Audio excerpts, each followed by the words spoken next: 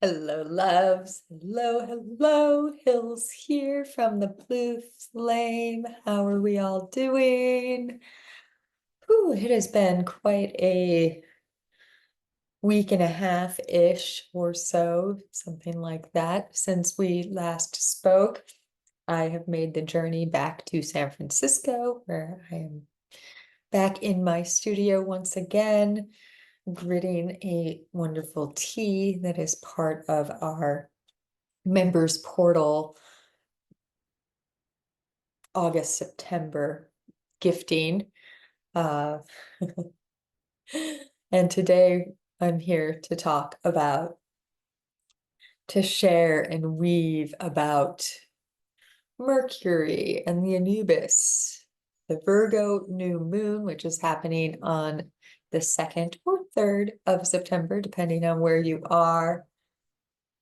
To talk about Uranus going retrograde, Pluto moving into the 29 of Capricorn,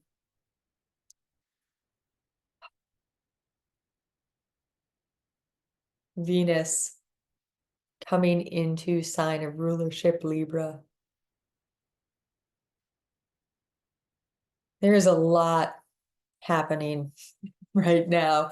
This Virgo new moon that we are approaching, the moon is just about to enter dark moon phase. In fact, yesterday was the last quarter, yesterday being the 26th of August. And on that same day, as the moon rose in absence on its last quarter phase, Mercury hit the 21st degree of Leo, which is the same degree which Mercury, the messenger, will turn around on Wednesday, the 28th, and begin moving forward once again.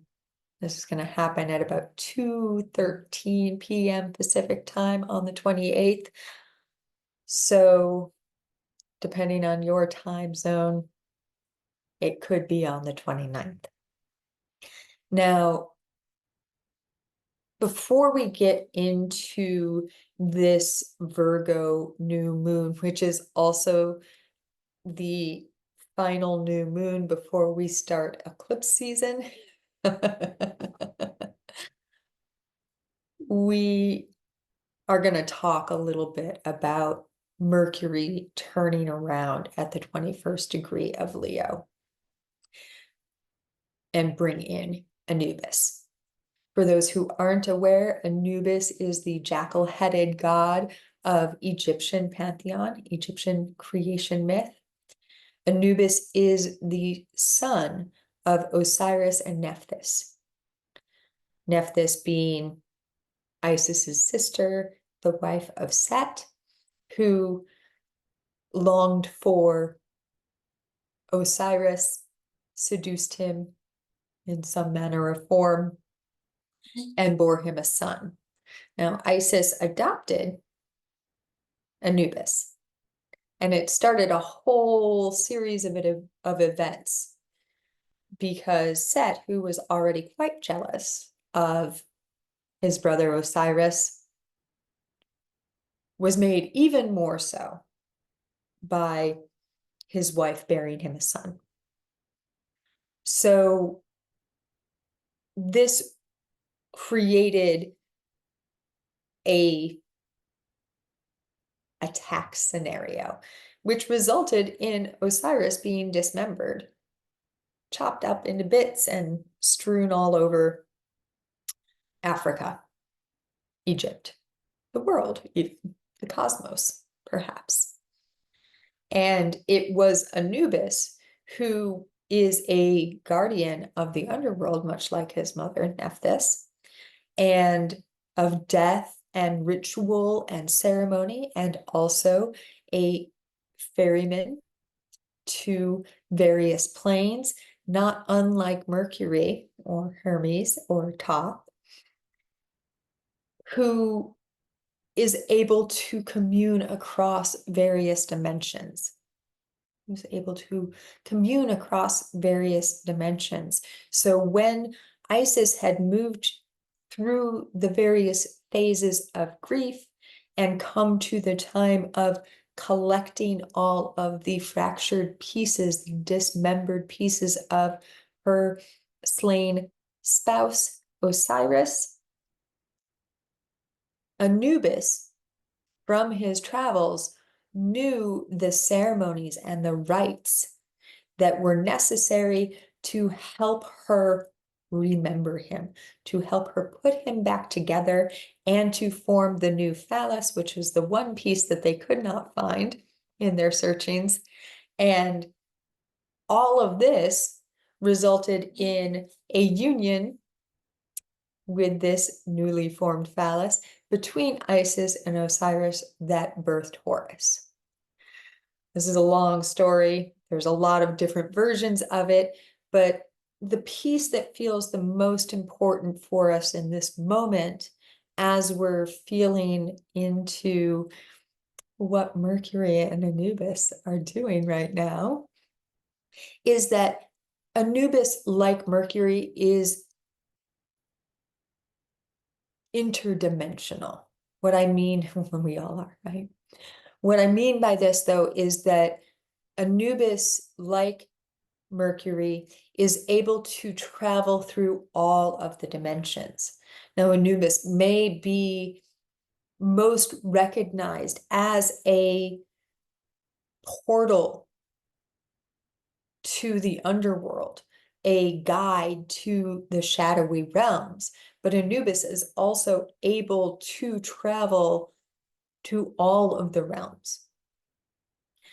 Anubis is often a guide, a guardian to what we call the Akashic records, which helps us to understand that the energy that Anubis represents is that of a portal, that of a being who can help us learn more about the journey of the soul, about the creation of each incarnation and how they interlink and interweave, about the creation of the universe, of the mysteries, if you will.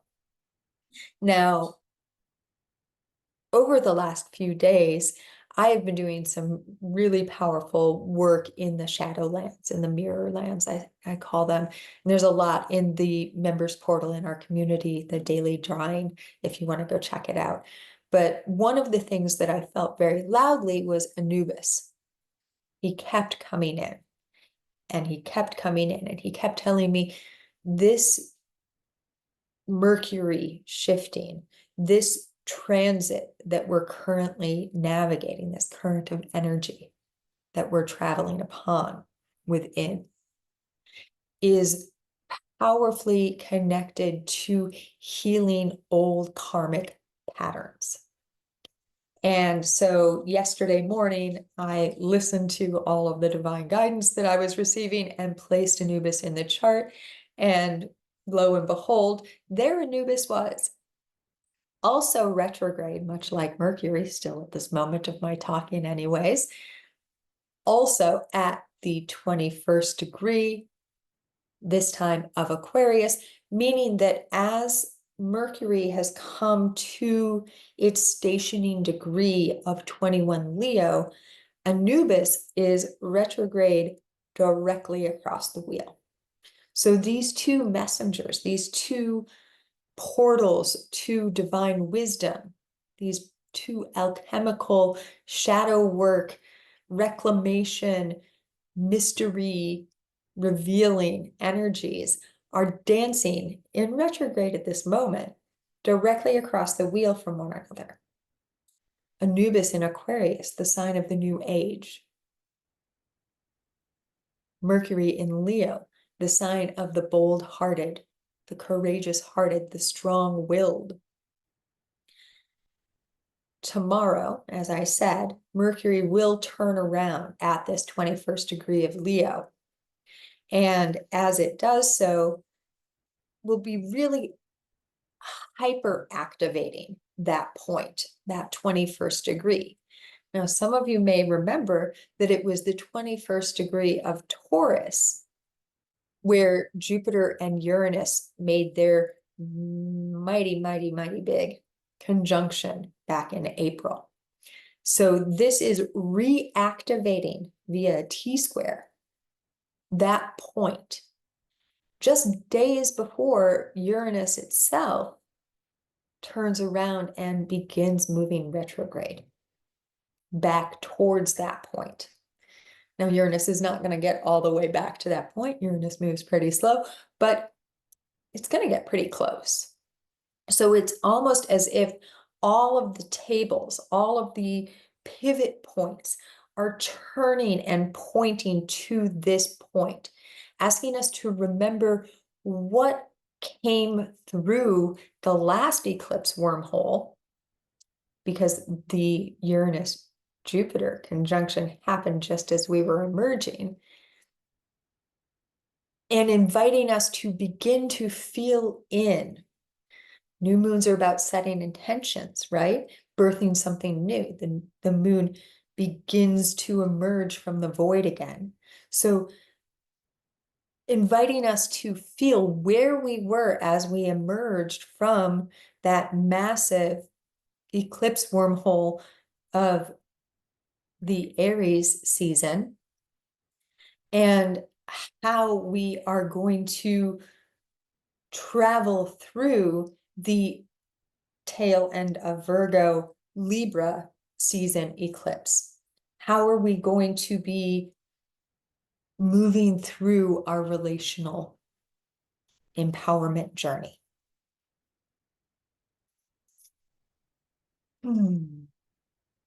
In these days of this week, as we come closer and closer to the new moon, this portal between Anubis and Mercury activating that 21 degree of Taurus is very active.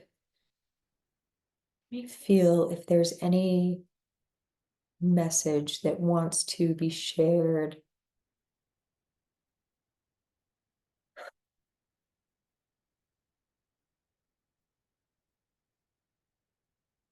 Because of some of the other frequencies that are very loud as we come into the new moon and through this week, one of the biggest pieces that is coming through is dream journaling. Neptune is going to be very activated.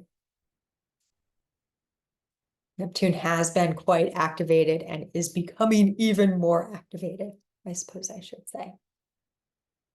Neptune at the 29 of Pisces retrograde.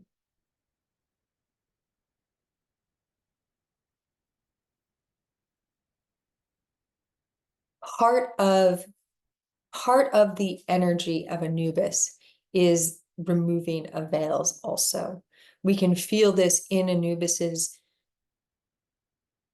energy of helping Isis to remember Osiris, helping teach her the ceremonies and rituals that are part of this. Now, ceremony and ritual is a big part of the energy that we're moving through as well. Perfecting can be a big aspect of this. Virgo season has a type A sort of personality. It likes to organize, bring into the next finest degree of purity, come into wholeness.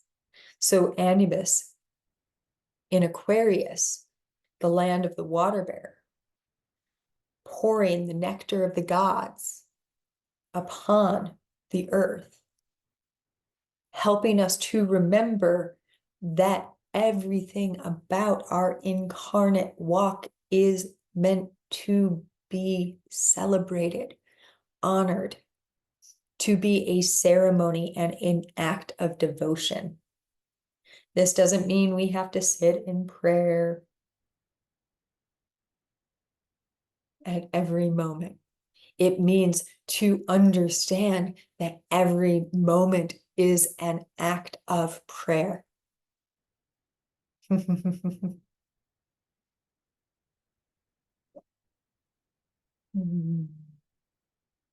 Now, this portal that I was talking about, that Uranus and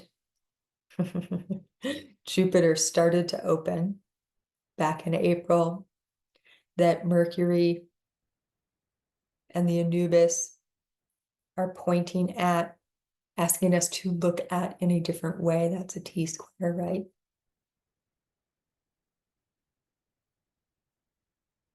It is connected to unification. This is how this wants to be shared, so this is how I'm going to share it. If we think about the number 21, we have the 2 and the 1. This is the 3. This is remembering whole unified state of being. Now,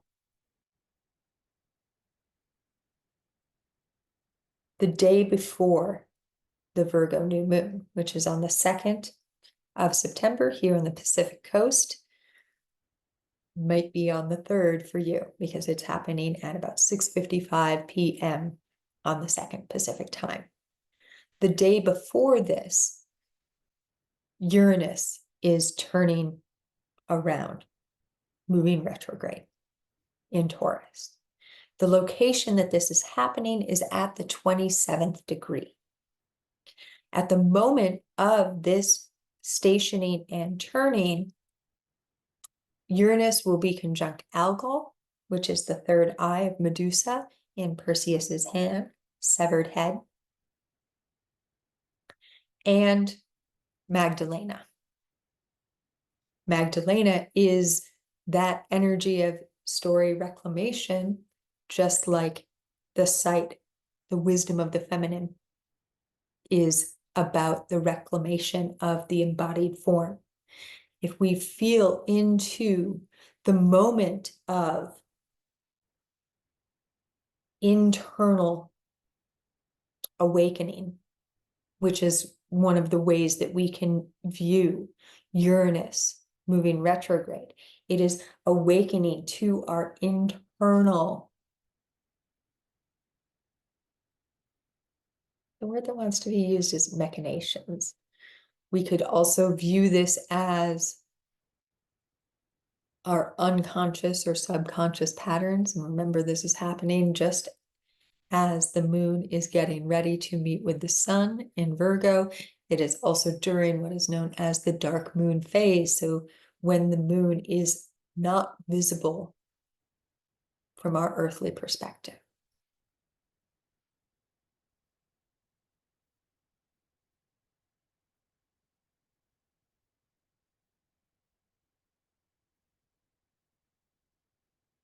Over the cycle of time, as I've been making these videos, I've talked quite a bit about Algol, this 3rd eye of Medusa, and what it represents with regard to intuitive wisdom, the embodied or feminine wisdom centers. Uranus is often depicted or understood as a Kundalini god, an awakening agent connected to earthquakes, tectonic shifts, rules, Aquarius, where the Anubis is.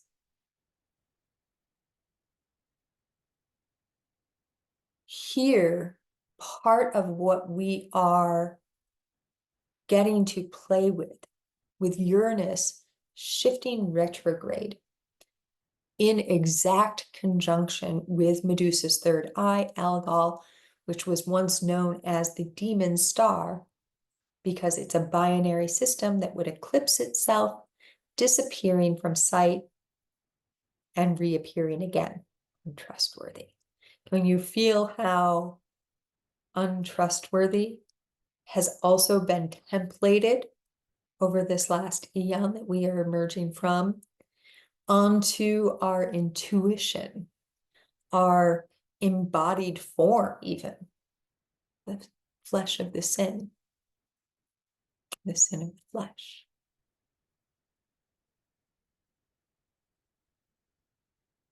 And we feel how Uranus is inviting us through this retrograde with Taurus to dive into where those stories are held in our system. And we remember that Anubis was born through an adulterous affair,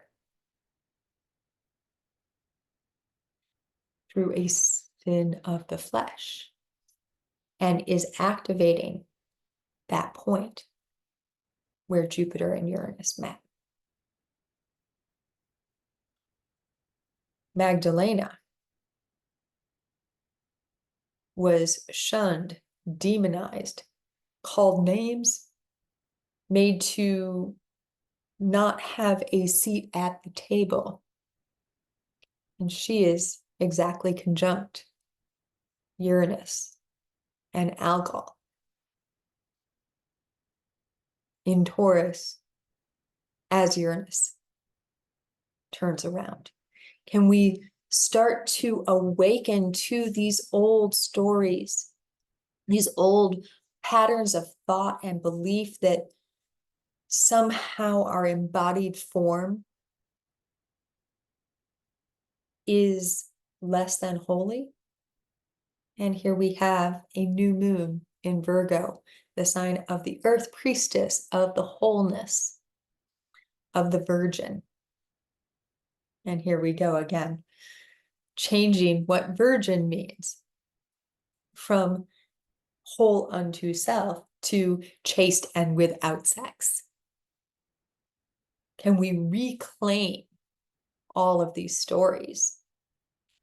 Reclaim the verbiage and the nouns. Take back our names.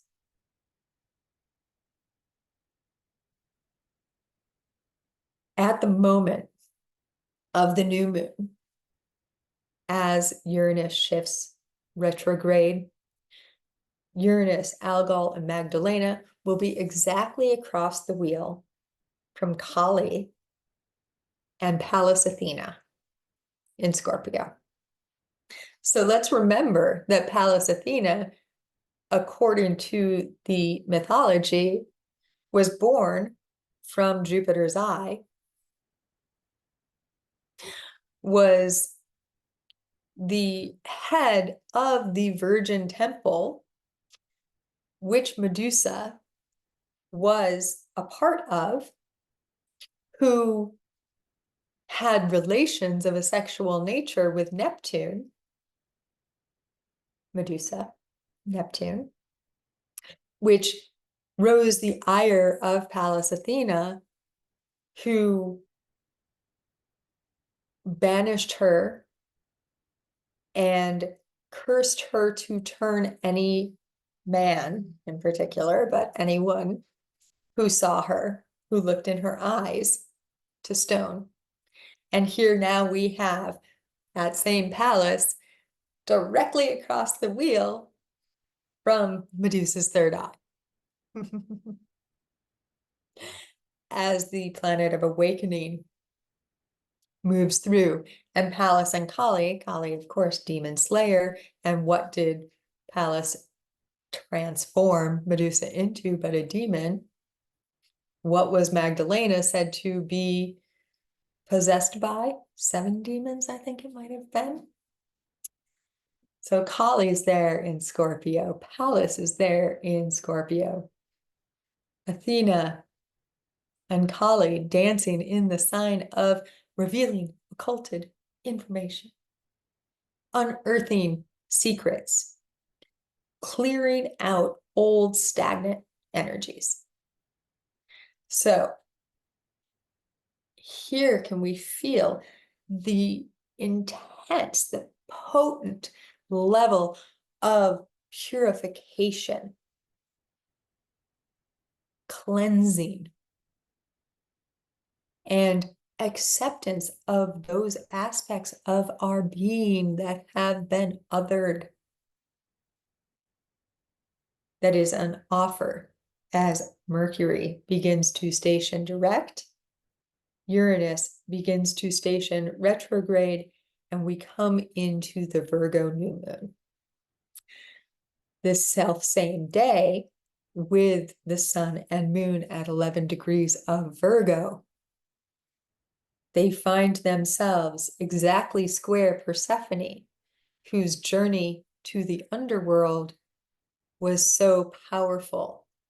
Here we have the Inanna Ershkigal story as well, a reclaiming, a visiting with those aspects of self that we have demonized, bringing all of these old unconscious, subconscious, othered aspects, hidden from self, hidden from view, aspects of self back up so that we can witness them and allow them to see the light once again. This same day, as Persephone squares the moon and the sun on the 2nd of September, the 3rd, Pluto makes its final ingress, moving retrograde into Capricorn. Pluto will remain in Capricorn at this 29 degree through eclipse season, re-emerging once again into Aquarius around November 30th, where it will remain. So this next couple of months is the last time for about 240 years that we will find Pluto in Capricorn. And it's at that 29 degree, that completion point. So it's really going to ask us to see things, to clear out old gunk. Pluto rules Scorpio, where we have Kali and Athena. Pluto at this 29 now of Capricorn will be in trine to our Uranus retrograde. Can you feel that? An Earth trine to planets of the outer generational variety, interacting, gifting one another with these insights about our true nature. At this self-same time, that sextile between Pluto and Neptune at 29 of Pisces, has just become exact and will remain exact until Pluto shifts back into Aquarius in November. So here we have not just Pluto and Uranus moving retrograde and trine to one another, but we have Neptune also retrograde in Pisces in sextile to them both. A bridge, a breaking down of illusion, shamanic dream walking, sitting there between the revealer of secrets at the 29 of Capricorn and the great awakener at the 27 of Taurus, building new foundations, breaking down old structures, removing veils,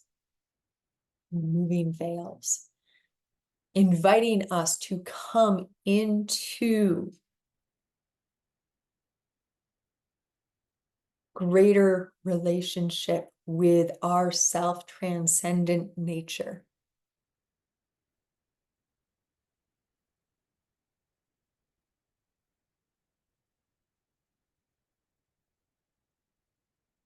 Just before the new moon, a little aside here, as I have done the last couple of updates, with this update over in the members portal on the community page, publicly for anyone to view, a copy of the chart will be available if you want to head over there and take a look. You can see the chart that I ran, and the one that I'm going to share will have the transits for tomorrow's Mercury stationing on the outside. So just before the new moon, Venus, kind of right as Uranus goes retrograde, actually. Venus is going to come into sign of rulership, which is Libra. Shifting out through the 29th degree of Virgo, which is putting a really lovely Earth grand trine together between Pluto, Uranus, Magdalena, Algol, and Venus. Venus is moving through that point right now, even as I am speaking to you, where all of this alignment is occurring and moving into the mental realm of Libra. On the day of the new moon, Venus will be exactly, just about, conjunct the South Node.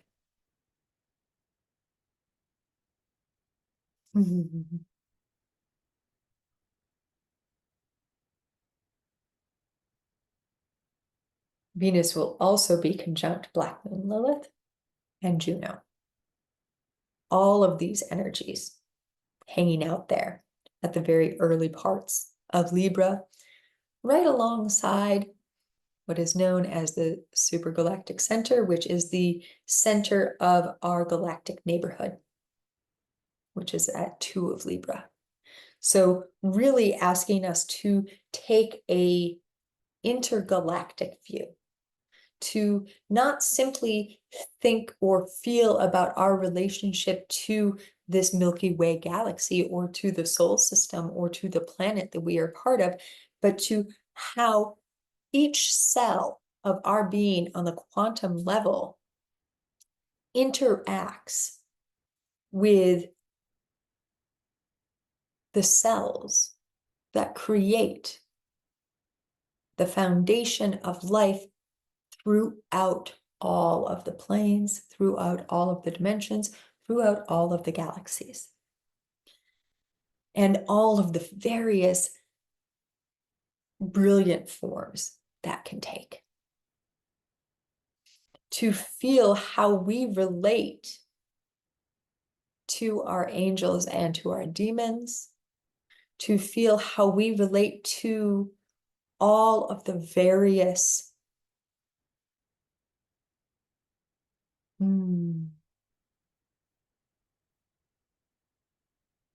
forms of life that we have taken. This is the South Node. So we have had this amazing journey with Mercury and Anubis, which is where we started today's transmission, right?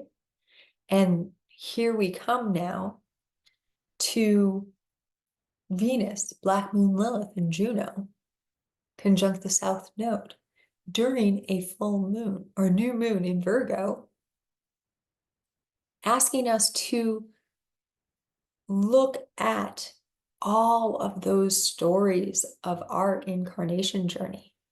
This is like doing an incarnate life review. That is what it is akin to really allowing a full life review to be received through your being while still living the incarnation. What does that mean? Well, Venus is connected to desire. One of the things that we do as part of our life review is clear out any gunk in our desire body so that we can transmute that energy for the next incarnation, coming in a little bit more clean. One of the ways that I've heard it talked about is, say you have an addiction to alcohol. If you die and you still have that addiction to alcohol, you may have to spend some part of the journey after you move, after you transition, still wandering, haunting your old places, trying to fill that desire. Part of what we are able to do because of bringing consciousness and love to these addictive patterns is allow ourselves to clear that before we transition, to allow the transition to occur while still incarnate. This is what spiritual alchemy is all about. This is what the journey, the karmic journey, is all about. Now, if we feel into the rebirthing portal of the new moon in Virgo, the sign of purity, of wholeness, of perfecting, coming into square with Persephone, who left the garden of tranquility of Eden and was carried or journeyed on her own into the underworld. And Persephone is going to be at 11 degrees. It's already really at 11 degrees of Sagittarius, an exact square. As this moon moves into its dark phase, we are finding ourselves carried in to our depths, invited, an opening has revealed. We come into those places, we can witness our addictions, feel the things that are no longer serving us, allow them to be released. Now, this 11 degrees of Sagittarius, where Persephone finds herself, is quite close to the great attractor, so that could be a very powerful mechanism to use in this releasing, allowing that beautiful space vacuum, garbage disposal, composter energy to pull up any detritus that is not necessary in your system for you to carry, any old addictive patterns that you do not need anymore because they are not serving your highest good. And this is a collective level, but let's bring everything down into the individual, because what we do individually impacts, ripples out into the collective.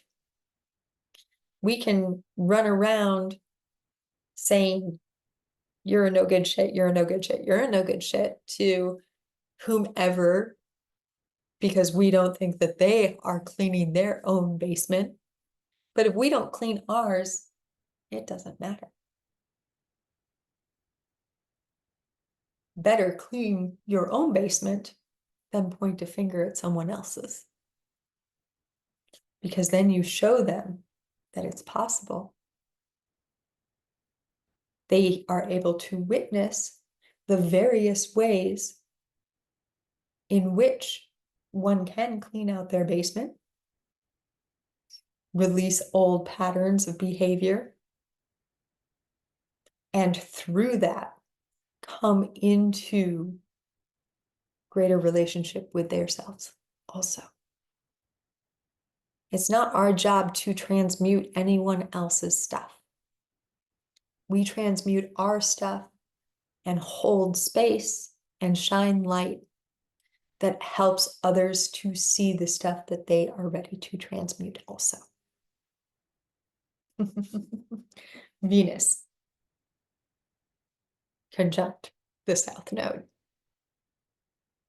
with Juno, which is our sense of belonging, and Black Moon Lilith.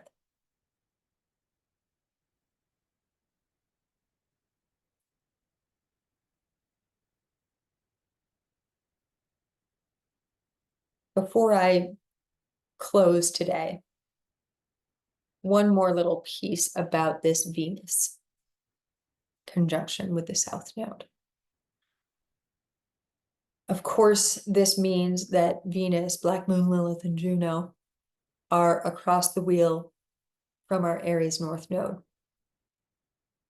This invites us to connect with self, with the will I am,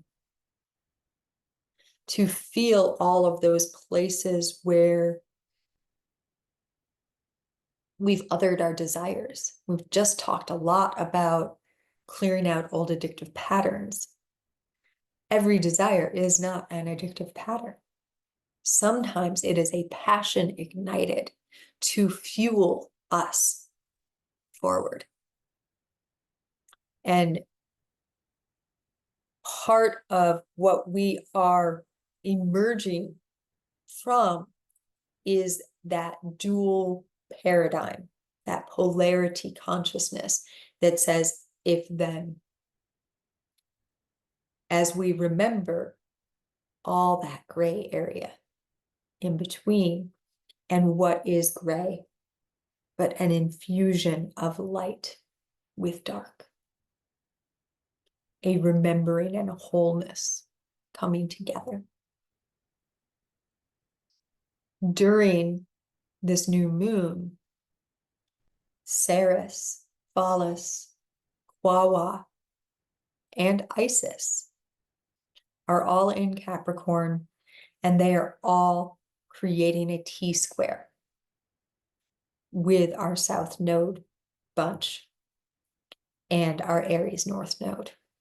This is a remembering, a guidance system to help us come into greater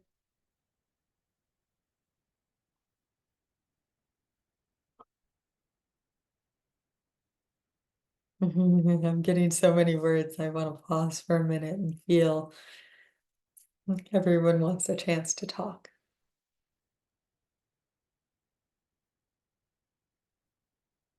Okay.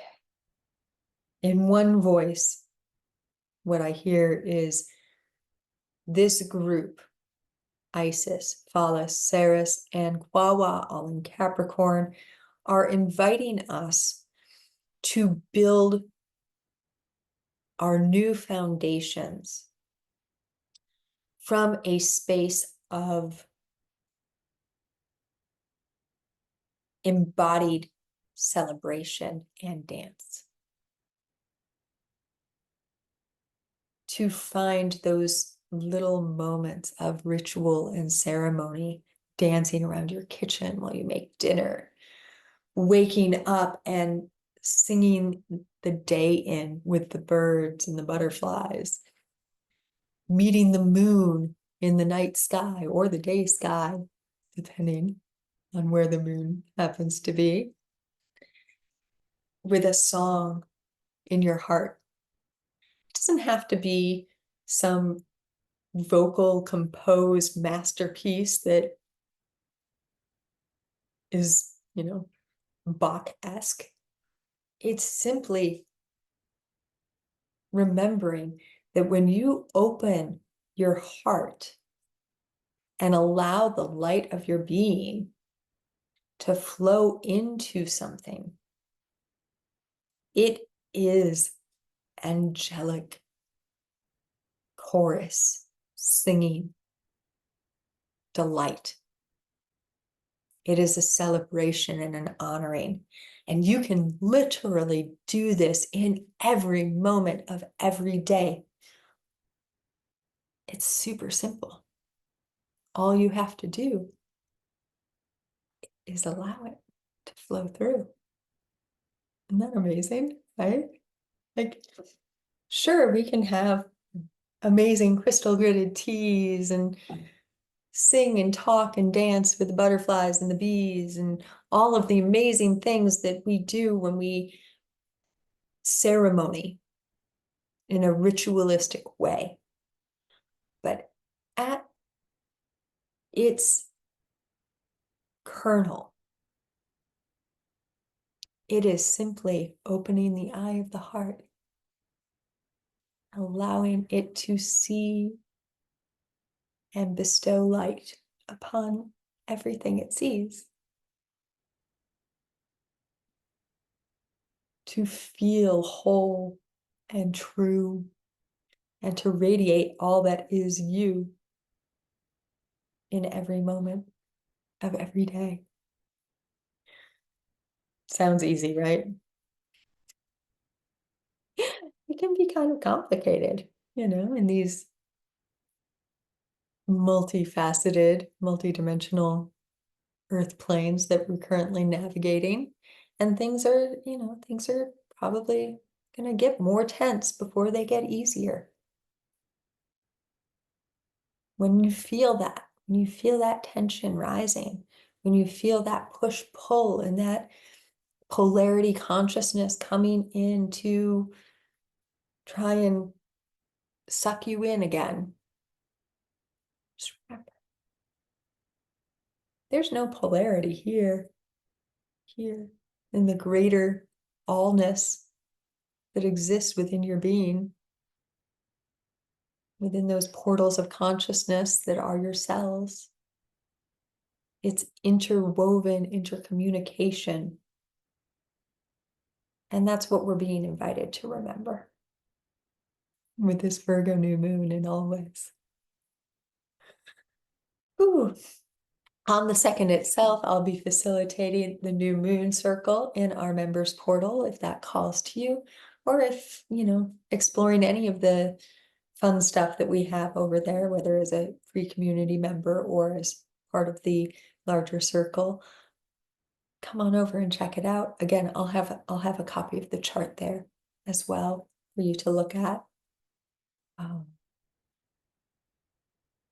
I'm also going to be sharing a bit more about what the members' gifts are in the members portal. This tea, and there's an amazing honey, and also a bath salts that are coming in. They're going to be gridded on the new moon itself, actually. If anything in this transmission alighted within you, something that you are called to share in the comments, that would be amazing. And as always, please do like and subscribe if you're not already a subscriber. Share the video if you feel that there's someone to share it with.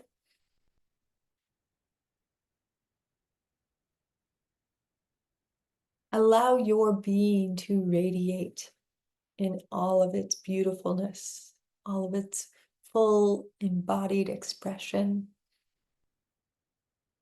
That is the real guidance for this new moon. We went through a lot of stuff to get there, but at the end, that beautiful kernel within is the seed that is you. And as always, in the always, so much and many loves to you from, through, and beyond the all dimensions. Thank you.